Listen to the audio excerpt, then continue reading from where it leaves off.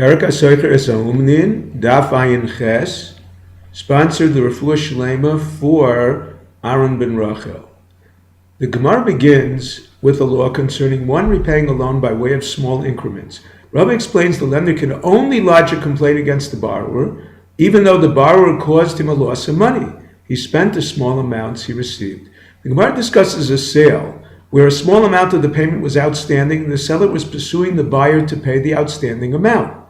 Rava holds that as long as the seller is in pursuit, even of a small amount, it indicates that he is desperate for cash. He does not transfer ownership until the buyer pays in full, unless he sold the poor quality item.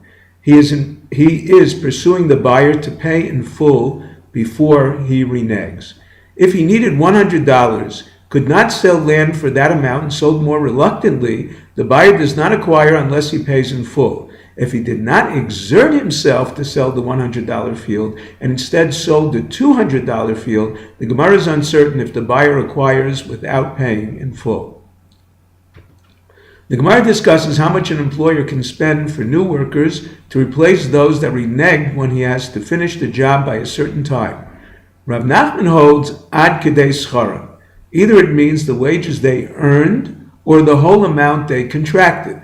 The brisa that says 40 to 50 times their daily wage is when the workers left their tools with the employer. Apparently, they left them as compensation in case they renege.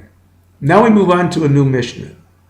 This Mishnah discusses where the renter deviates from the terms of the rental contract. Number one rented a donkey for use in a valley and used it on a mountain. Even if it traveled the same distance agreed upon, the renter is liable. Number two, one rented a donkey for use on a mountain and instead the renter used it in a valley. If the animal slipped and died, he is exempt in spite of the deviation. However, if it overheated, he is liable. Damage to the animal that diminished its use but did not incapacitate it. The animal became blind or was confiscated by the king's troops. The owner can say, Haresha chalafanecha, guide the blind animal, or wait for the troops to return it. He does not have to provide him another animal. If its leg broke or it died, the owner has to replace it. According to Rav, it is only if the troops' confiscation is temporary. According to Shmuel, as long as the confiscation is in the direction the renter is traveling, the owner can claim rent another donkey until the troops return it. The Gemara reconciles the Reisha of the Mishnah with the Sefer. The Reisha states the deviation from the terms of the contract suffices for liability regardless of the cause of death, unlike the Sefer. Number one, the Beit Rav Yanai answers the animal was not accustomed to the air of the other place. Rabbi Yosef Chanina answers it died when led by way of a mountain instead of a valley because of exhaustion. Initially fatigued from the ascent, it died continuing carrying its burden. If led in a valley instead of a mountain, it lacked the cool air of the mountain to invigorate it while working.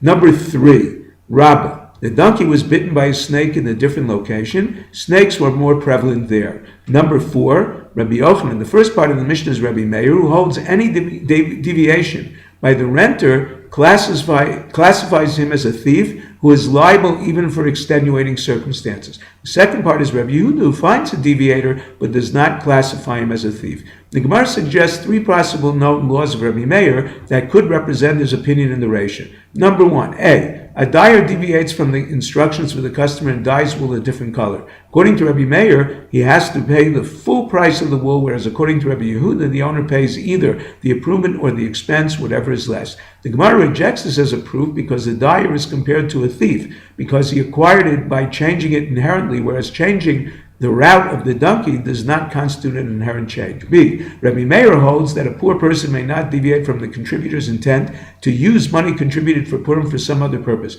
The intent of a property owner is controlling. The Gemara rejects this proof because the donation was given specifically for Purim. Any deviation is theft. In the Mishnah's case, we cannot assume the owner rented it only a specific use where the deviation was not significant. C. Rabbi Meir holds a poor person given money to buy a shirt cannot use the money to buy a cloak because he deviates from the donor's intent. The poor person must adhere to the owner's intent in charity. Certainly a renter must adhere to the owner's intent in a rental.